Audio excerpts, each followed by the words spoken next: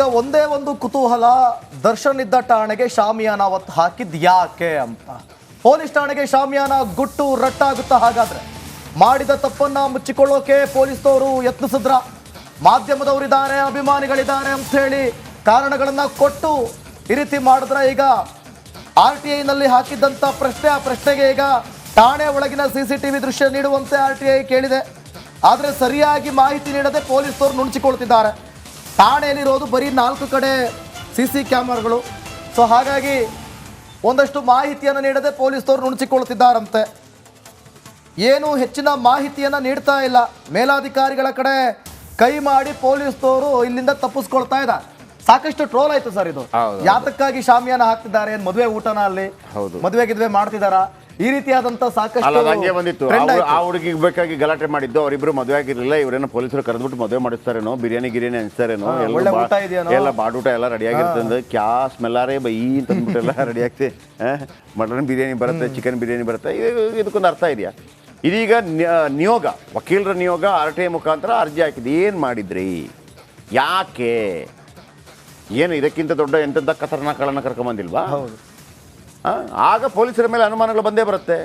ಹಾಗಾಗಿ ಮೀಡಿಯಾ ಕೂಡ ಏನು ಸುಮ್ಮನೆ ಬಿಡಲಿಲ್ಲ. ಮೀಡಿಯಾ ಏನು ಕೇರ್ ಮಾಡ್ತಾ ಯಾರನ್ನಾದರೂ? ಯಾರನ್ನು ಕೇರ್ ಮಾಡಲಿಲ್ಲ. ಕಾನೂನೇ ಗೆಲ್ಲಬೇಕು ರೀ, ಕಾನೂನೇ ಗೆಲ್ಲಬೇಕು. ನಾವು ಹೇಳ್ತಾ ಇರಲಿಲ್ವಾ, ವೀರಪ್ಪನ ಏನು ಕಡಿಮೆನಾ? ವೀರಪ್ಪನ ಊರಿಗೆ ನಾನು ಹೋಗಿದ್ದೀನಿ. ವೀರಪ್ಪನ ಊರಿಗೆ ನಾನು ಹೋಗಿದ್ದೀನಿ. ವೀರಪ್ಪನ್ಗೆ ದೇವಸ್ಥಾನ ಇದೆ ಅಲ್ಲಿ. ಹೌದು, ದೇವರು ಅಂತಾರಂತೆ ಸರ್. ಸಹಾಯ ಮಾಡಿದಾರೆ. ಈಗ ನಿಮ್ಗೇನು ಗೊತ್ತಾ, ಆನೆ ಹೊಡೆದ, ಶ್ರೀಗಂಧದ ಮರಗಳನ್ನ ಇದು ಮಾಡ್ದ, ಅವನಿಗೊಂದು 2 ಕೋಟಿ ದುಡ್ಡು ಸಿಕ್ತು. ಅವ ಹಂಚ್ತಾ ಇದೆ ಒಂದು 50 ಲಕ್ಷನ. ಹೌದು, ಶಾಲೆಗೆ ಹಾಕೋದಕ್ಕೆ, ಮತ್ತೊಂದು ಸ್ಕೂಲ್ಗೆ, ಮತ್ತೊಂದು ಅಲ್ಲೊಂದು ದೇವಸ್ಥಾನ ಇದೆ. ಈ ದೇವಸ್ಥಾನಕ್ಕೆ ವೀರಪ್ಪನ ಬಂದು ಪೂಜೆ ಮಾಡ್ತಾ ಇದ್ದ. ಈ ದೇವಸ್ಥಾನಕ್ಕೆ ಜೀರ್ಣೋದ್ಧಾರಕ ಕೊಟ್ಟ. ಅಲ್ಲಿ ಕೊಡುಗೆ ಇದಾನಿಂತ ಹಾಕೋಕ್ಕಾಗತ್ತಾ? ಹೌದು. ಆಮೇಲೆ ಇನ್ನೊಂದು, ನಾನು ಅದೇ ಅನೇಕ ಸಲ ಹೇಳಿದ್ದೀನಿ. ವೀರಪ್ಪನಿದ್ದಾಗ ವೀರಪ್ಪ ಕದೀತಿದ್ದ, ಅದು ಬೇರೆ ವಿಚಾರ. ಆಮೇಲೆ ಅವ ಆನೆಗೆ ಹೋದ, ಶ್ರೀಗಂಧಕ್ಕಿದ್ದೇಚಾಗ ಆನೆಗೆ ಹೋದ, ದುಡ್ಡು ಜಾಸ್ತಿ ಬರುತ್ತೆ ಅಂತ ಬೇರೆ ಎಲ್ಲ ಸಪ್ಲೈ ಮಾಡೋಕ್ಕೆ ಶುರು ಮಾಡಿದ.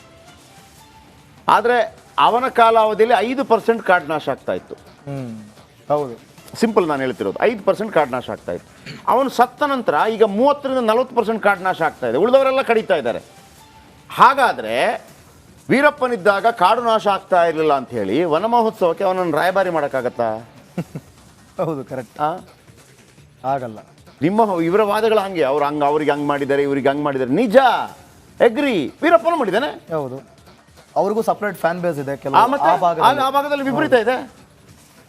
ದೇವಸ್ಥಾನ ಇದೆ, ದುಡ್ಡು ಕೊಟ್ಟಿದ್ದಾರೆ. ವನ ಮಹೋತ್ಸವಕ್ಕೆ ರಾಯಭಾರಿ ಮಾಡೋಕ್ಕಾಗತ್ತಾ? ಮೊನ್ನೆ ಚಾಮರಾಜನಗರದ ಸ್ಟೋರಿಗೆ ಹೋಗಿದ್ದಲ್ಲ ಸರ್, ರಿಪಬ್ಲಿಕ್ ಕನ್ನಡದಲ್ಲಿ ನಾವು ಮಾಡಿದ್ವಿ. ಅಲ್ಲಿ ಪರಿಸ್ಥಿತಿ ಹೇಳಿದ್ರು. ಅಲ್ಲಿ ವೀರಪ್ಪನ ದೇವರು ಅಂತಾರೆ ಸರ್. ಬಹಳ ನಮ್ಮ ತಾತನ ಇವರಿದಾರಲ್ಲ, ಯಾರು ಕಾಂತಾರ ಹೀರೋ ವೃಷಭ್ ಶೆಟ್ಟಿ ಜೊತೆ ಕಾರ್ಯಕ್ರಮಕ್ಕೆ ಹೋಗಿದ್ದೆ. ಫುಲ್ಲು ಸುತ್ತಾಡಿದ್ದೀನಿ ನಾನಲ್ಲಿ. ನನಗೇನೆ ಆಶ್ಚರ್ಯ ಆಗೋಗ್ಬಿಡ್ತು. ಈ ಅಪ್ಪಂತ್ರ ಏನೋ ಒಂದು ತಾಕತ್ತಿದೆಯಪ್ಪ ಅಂತೇಳಿ. ಯಾಕಂದರೆ ನೀವು ಇಲ್ಲೊಂದು ಕೊಲೆ ಆಗಿರುತ್ತೆ ದಿವಿತ್, ಇಲ್ಲೊಂದು ಕೊಲೆ ಆಗಿರುತ್ತೆ. 2 ದಿವಸ ಕಳೆದ ನಂತರ 400 ಕಿಲೋಮೀಟರ್ ಕಳೆದ ಒಂದು ಜಾಗದಲ್ಲಿ ಅಲ್ಲೊಂದು ಕೊಲೆ ಆಗಿರುತ್ತೆ. 1000 ಮೀಟರ್ ಕಳೆದ ಜಾಗದಲ್ಲಿ ಕೊಲೆ ಆಗಿರುತ್ತೆ. ಅಲ್ಲೂ ವೀರಪ್ಪನ್, ಇಲ್ಲೂ ವೀರಪ್ಪನ್. ಏನು ಶಕ್ತಿ ಒಂದು! ಹೌದು, ಅದು ವಿಪರೀತ. ಅವನು ವಿಲನ್ ಆಗಿರೋ ಕಾರಣಕ್ಕಾಗಿ ಹಂಗಾಗ್ಬಿಟ್ಟ. ಇಲ್ಲಾಂದ್ರೆ ದೊಡ್ಡ ಅವನ ಬಗ್ಗೆ ಅತಿಮಾನುಷ ಶಕ್ತಿ ಇದೆ ಅಂತೆಲ್ಲ ಹೇಳ್ಬೋದು ಅವನಿಗೆ. ಆ ಥರ ಇದೆ ಬಿಡಿ. ಆದರೆ ವಿಲನ್ ಇಸ್ ವಿಲನ್. ಕಾನೂನು ಶ್ರೀನಿವಾಸ್ ಅವರನ್ನು ಕೊಂದವನು ವಿಲನ್, ಪೊಲೀಸ್ ಅಧಿಕಾರಿಗಳನ್ನು ಕೊಂದವ ನಮಗೆ ವಿಲನ್ ಅಷ್ಟೇ. ಶ್ರೀಗಂಧದ ಮರಗಳನ್ನು ಕೊಂದವ ವಿಲನ್, ಆನೆಗಳನ್ನು ಕೊಂದವ ವಿಲನ್. ನಮ್ಮ ಕಾರಣಕ್ಕೆ ವಿರುದ್ಧವಾಗಿ ಯಾರು ಹೋಗ್ತಾನೆ ಅವನು ವಿಲನ್ ಅಷ್ಟೇ. ವಕೀಲರು ಮಾತಾಡಿದರೆ ಇದರ ಬಗ್ಗೆ ಕೇಳಿಸ್ಕೊಳ್ಳಿ. ಮಾಡ್ತಾ ಇದ್ರೆ ಅನ್ನೋದಕ್ಕೇನೆ ಇವರು ಈ ಥರ ಬೇಜವಾಬ್ದಾರಿ ಉತ್ತರ ಕೊಟ್ಟಿದ್ದಾರೆ. ಇಲ್ಲ ಅಂದರೆ ಅವರು ಶಾಮಿಯಾನಕ್ಕೆ ಯಾಕೆ ಹಾಕಿದ್ದಾರೆ, ಎಷ್ಟು ಖರ್ಚಾಗಿದೆ, ಅದ್ರ ಬಗ್ಗೆ ವಿವರ ಕೊಡ್ತಿದ್ರು. ಇವನ್ CCTV ಅಳವಡಿಸಿದ್ದಾರೆ 4 ಅಂತ ಹೇಳ್ತಿದ್ದಾರೆ. ಅದಕ್ಕೆ ಎಷ್ಟು ವೆಚ್ಚ ಆಗಿದೆ ಅದನ್ನು ಹೇಳ್ತಾ ಇಲ್ಲ. DGIG ಆಫೀಸಿಂದ ವೆಚ್ಚ ಬರ್ಸಿದ್ದಾರೆ ಅಂತ ಹೇಳಿದ್ದಾರೆ. ಬಟ್ ಎಷ್ಟು ವೆಚ್ಚ ಆಗಿದೆ ಅಂತಲೂ ಕೊಡ್ತಾ ಇಲ್ಲ. ಮತ್ತು ಒಂದು ಸೆಕ್ಷನ್ 144 ಏನಕ್ಕೆ ಇನ್ವೋಕ್ ಮಾಡಿದ್ದೀರಾ ಆ ಸಂದರ್ಭದಲ್ಲಿ ಅಂತ ಕೇಳಿದ್ದೀವಿ. ಬಟ್ ಅದಕ್ಕೂ ಅವರು ಉತ್ತರ ಕೊಟ್ಟಿಲ್ಲ. ಸೊ ಇದೇನಾಗಿದೆ ಅಂದರೆ, ಏನೋ ಒಂದು ಪೊಲೀಸರು ಹೈಡ್ ಮಾಡ್ತಾ ಇದ್ದಾರೆ. ಅವ್ರಿಗೆ ಸ್ಪೆಷಲ್ ಟ್ರೀಟ್ಮೆಂಟ್ ಕೊಟ್ಟಿರೋದು CCTV ಫುಟೇಜಿಂದ ಗೊತ್ತಾಗುತ್ತೆ. ನಿಜವಾಗ್ಲೂ ಪೊಲೀಸರು ಕರೆಕ್ಟಾಗಿ ಅವರು ಟ್ರಾನ್ಸ್ಫರ್. ಇಡೀ ರಾಷ್ಟ್ರದಾದ್ಯಂತ ಅಲ್ಲ, ಪ್ರಪಂಚದಾದ್ಯಂತ ಬಾಂಗ್ಲಾದೇಶ ಸುದ್ದಿ. ಬಾಂಗ್ಲಾದೇಶದ ಬೆಂಕಿ ನೋಡಿದಂಥ ಕನ್ನಡಿಗರು ಹಿಂಸಾಚಾರದ ಭೀಕರತೆಯನ್ನು ಎಳೆಯಾಗಿ ವಿವರಿಸಿದ್ದಾರೆ. ಬಾಂಗ್ಲಾದೇಶದ ದಳ್ಳೂರಿಯನ್ನು ಕಣ್ಣಾರೆ ಕಂಡವರು ಹೇಳಿದ್ದೇನು? ರಿಪಬ್ಲಿಕ್ ಕನ್ನಡದಲ್ಲಿ ವೈದ್ಯಕೀಯ ವಿದ್ಯಾರ್ಥಿನಿ ಓಂ ಪ್ರಭಾ ನೇಹಲ್ ಕಂಡಂತಹ ಭಯಾನಕ ಘಟನೆಗಳ ಕಂಪ್ಲೀಟ್ ರಿಪೋರ್ಟ್ ಇಲ್ಲಿದೆ ನೋಡಿ.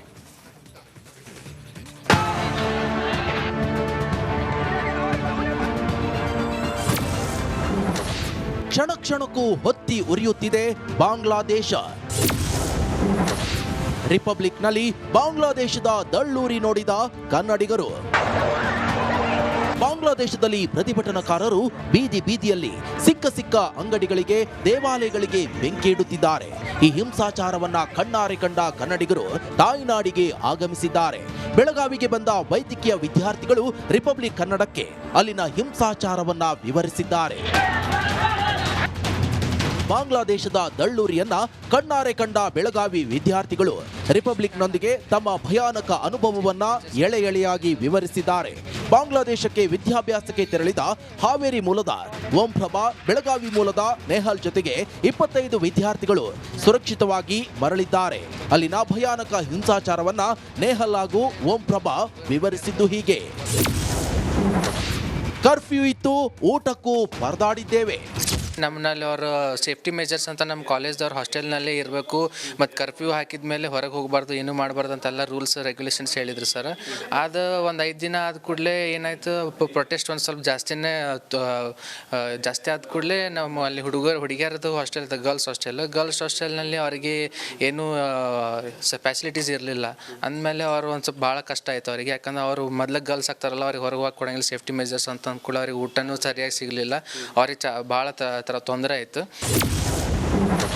ಹಾಸ್ಟೆಲ್ ಸಮೀಪವೇ ಪ್ರತಿಭಟನೆ ಭುಗಿಲೆದ್ದಿತ್ತು. ಹಾಸ್ಟೆಲ್ ಸಮೀಪ ಎಲ್ಲ ಪ್ರೊಟೆಸ್ಟ್ ಆಗ್ತಿತ್ತು. ಬಟ್ ನಾವು ಒಂದು ಸ್ವಲ್ಪ ಕಂಪೇರಿಟಿವ್ಲಿ ನಮ್ದು ಒಂದು ಸ್ವಲ್ಪ ಸಿಚುವೇಷನಲ್ಲಿ ನಮ್ಮ ಲೊಕ್ಯಾಲಿಟಿ ಒಳಗೆ ಒಂದು ಸ್ವಲ್ಪ ಐಸೋಲೇಟೆಡ್ ಆಗಿತ್ತು ಅಂತಂದ್ರೆ ಅಷ್ಟು ಜಾಸ್ತಿ ಏನಲ್ಲಿ ಪ್ರಾಬ್ಲಮ್ ಇರಲಿಲ್ಲ. ಬಟ್ ದಿವ್ಸ ಹೋದಂಗೆ ಕರೆ ಅದು ಅಲ್ಲಿ ಲೋಕಲ್ನಲ್ಲಿ ಬಾಂಗ್ಲಾದೇಶನಲ್ಲಿ ಭಾಳ ಪ್ರಾಬ್ಲಮ್ ಜಾಸ್ತಿ ಆಯಿತು. ಸದ್ಯ ಸ್ಥಿತಿ ನೋಡ್ರಿ ನಾವು ಅಂದ್ಕೊಂಡಿರಲಿಲ್ಲ ಇಷ್ಟು ಜಾಸ್ತಿ ಆಗ್ಬೋದು ಸಿಚುವೇಶನ್ ಅಂತ. ಬಟ್ ಈಗ ಸದ್ಯ ನೋಡಿದ್ರೆ ಭಾರಿ ಭಯಂಕರವಾಗಿದೆ ಸಿಚುವೇಶನ್. ಕರ್ಫ್ಯೂ ಇದ್ದಿದ್ರಿಂದ ಆಚೆ ಬಿಡುತ್ತಿರಲಿಲ್ಲ. ನಾವು ಹಾಸ್ಟೆಲಲ್ಲಿ ಇದ್ದಿದ್ದು, ನಾವು ಥ್ರೂ ಮೆಸ್ ನಮಗೆ ಫುಡ್ ಬರ್ತಾ ಇತ್ತು. ಬಟ್ ಒಂದ್ ದಿನ 2 to 3 days ಬರ್ತಿರ್ಲಿಲ್ಲ. ಫುಲ್ ಕರ್ಫ್ಯೂ ಇತ್ತು ಆಚೆ ಕಡೆ, ನಮಗೂ ಆಚೆ ಹೋಗಕ್ ಬಿಡ್ತಾ ಇರ್ಲಿಲ್ಲ. ಆಮೇಲೆ ನಾವೇ ಅಡ್ಗೆ ಮಾಡ್ಕೋತಾ ಇದ್ವಿ ಸ್ವಲ್ಪ. ತಾಯ್ನಾಡಿಗೆ ಮರಳಿದ ಮಕ್ಕಳು, ಪೋಷಕರು ನೆಟ್ಟಿಸಿರು.